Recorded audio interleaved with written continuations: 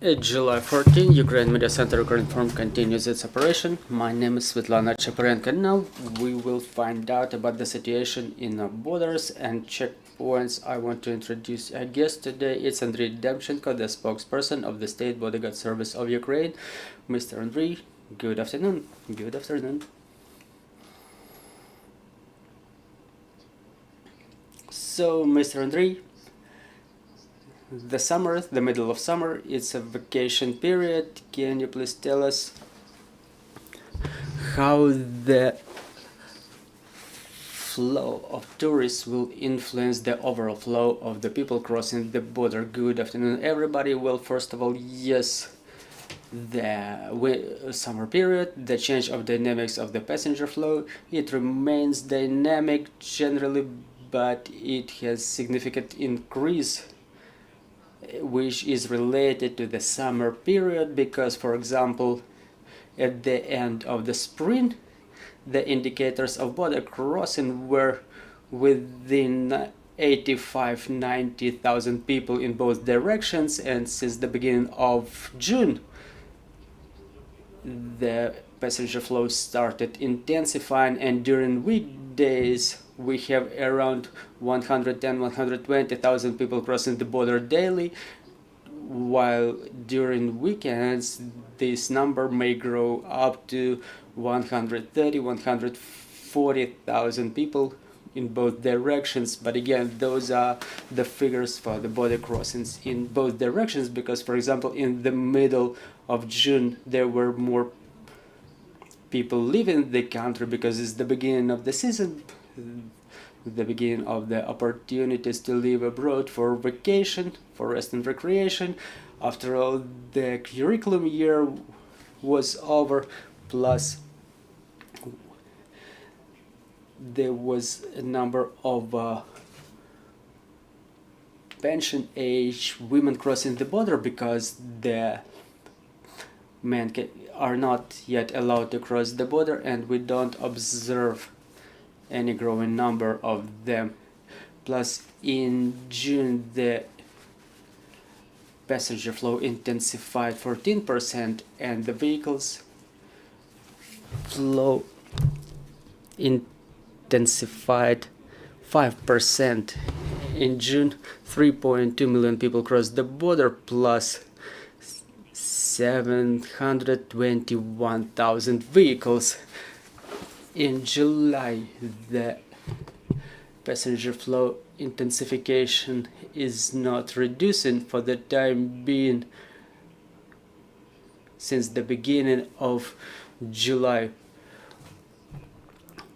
1.7 million people were processed in the checkpoints, including 1.4 Ukrainian citizens, and since the beginning of the year, almost 16.1 million people, including citizens of Ukraine, which are the main category of those crossing the border, plus the foreigners, were registered at the checkpoints. There is intensification in the passenger flow in some checkpoints, which may result in long queues, resulting from a big number of people trying to cross the border. It increases the time for control procedures in both ways. Plus, accumulation of the vehicles may be observed on the Ukrainian side of the border, as well on the checkpoints of the neighboring countries when people are coming back to enter Ukraine. And that's why, for an umpteenth time, we advise the citizens to use the web resources where we post the condition of the checkpoints in terms of the workload. The information is being updated every 3 hours about the situation in the checkpoints on the border with the neighboring countries.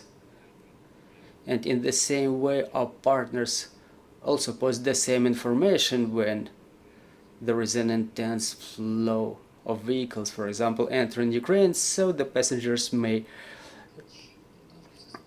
pick the checkpoints which are less loaded.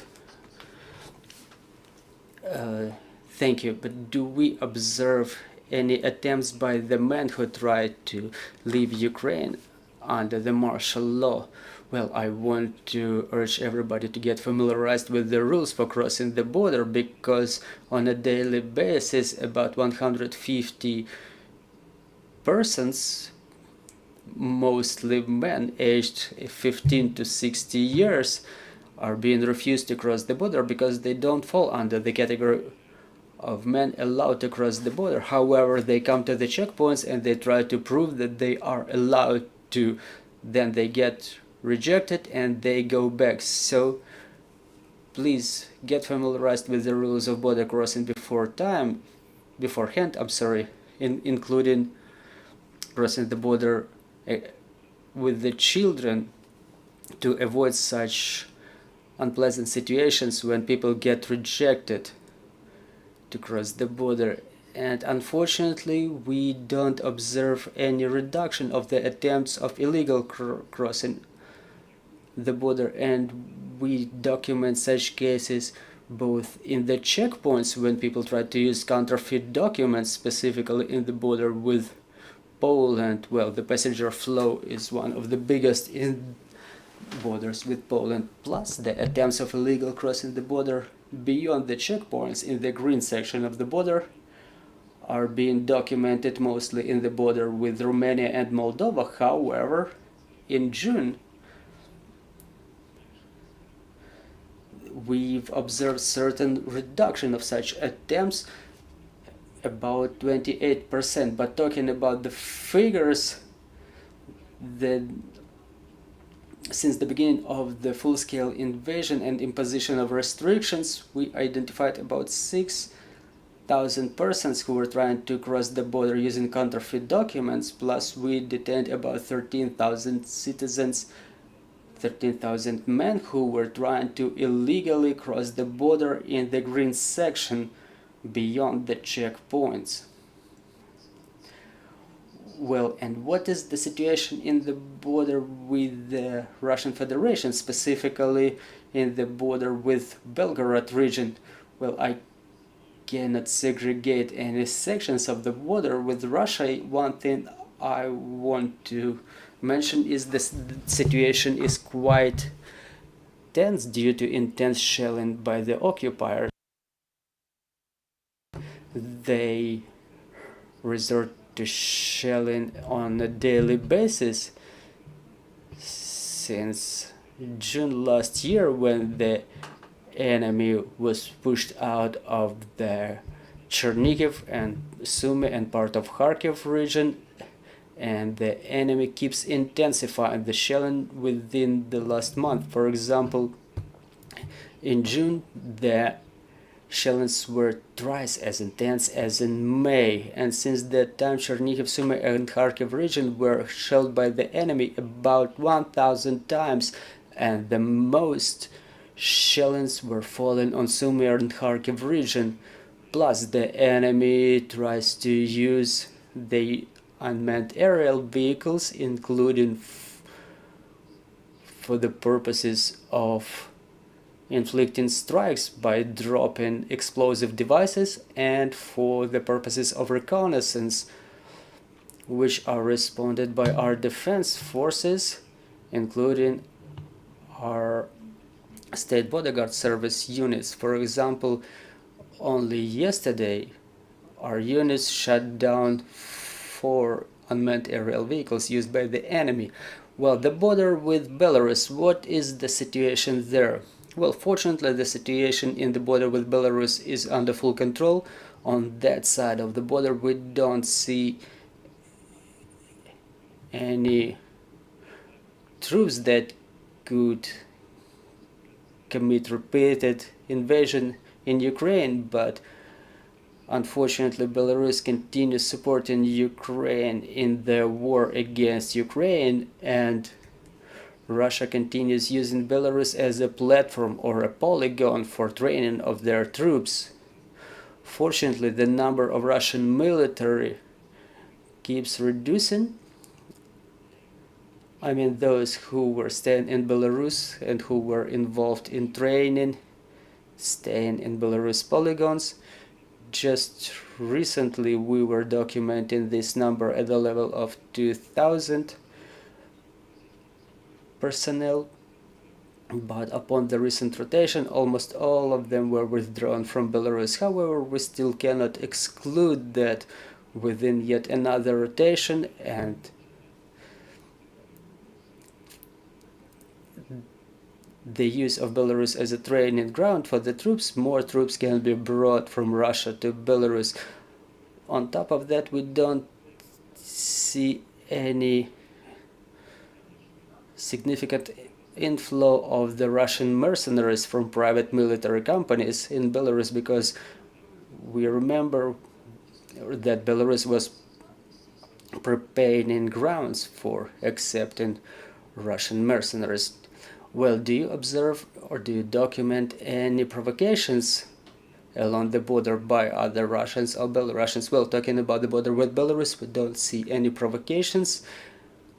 As I've mentioned, we continue reinforcing our capabilities in this section of the border, both along the border and in the areas close to the border, so that all the defense and security forces, first of all the units of the State Bodyguard Service who are deployed along the border, plus National Guard and Armed Forces of Ukraine, could be capable of repelling any threat emerging from that axis. The border is being reinforced by engineering installations and anti-tank engineering structures, different type of fences, mines, mine defense lines, and fortifications along the border,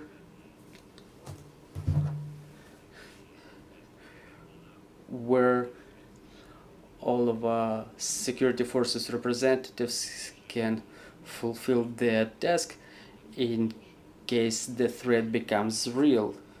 Again, on the other side of the border,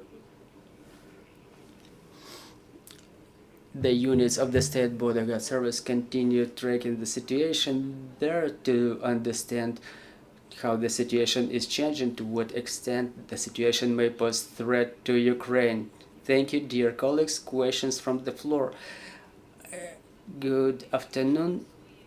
Demchenko, Ukrinform. We were talking about illegal crossing of the border, but does the State Bodyguard Service observe any abuse of the Schlag system, and what is the mechanism for punishment for such abuse of the Schlag system? Well, for an umpteenth time I'm getting back to the rules for crossing the border, and the State Bodyguard Service complies with all the rules regarding all the people who cross the borders. We're talking about the martial law. The restriction covers all the men aged 18 to 60 years, but those rules clearly describe the categories of the men who are allowed to cross the border. Well, talking about the Schlag system, it exists for the drivers who live abroad for carrying of passengers or cargo trucks, and sometimes they carry some humanitarian cargo. And unfortunately last year the State Bodyguard Service documented certain abuses using the Schlag system in both ways, when some licensed individuals or companies who are entitled to add data about individuals to the Schlag system, they add unfaithful information, or when such trip abroad is not related to transportation of cargo or passengers or any humanitarian aid. Again, State Bodyguard Service is not the administrator of the system. We only examine the information, we inspect the information in the system. This information is provided by the licensed authorities and if the purpose of the trip does not comply with that described in the documents, we refuse such people to cross the border. Only the drivers who perform the international transportation of cargo. We refused about 8,000 of such persons to cross the border since the beginning of the year. For example, the persons are registered as the driver, but on the checkpoint they say they leave for rest and recreation, or otherwise they don't have a driver's license. So I urge everybody not to abuse the system, and in case you try to cross the border in a legit way, you should have all the supplementary documents on you. Thank you very much, Mr. Andriy, for the comprehensive report on the situation on the border. I'm reminding you, joining us was Andriy Demchenko, the spokesperson of the State Bodyguard Service of Ukraine, and Ukraine Media Center Ukrinform will continue its operation on Monday. We're preparing the experienced speakers and interesting topics for you. Stay tuned.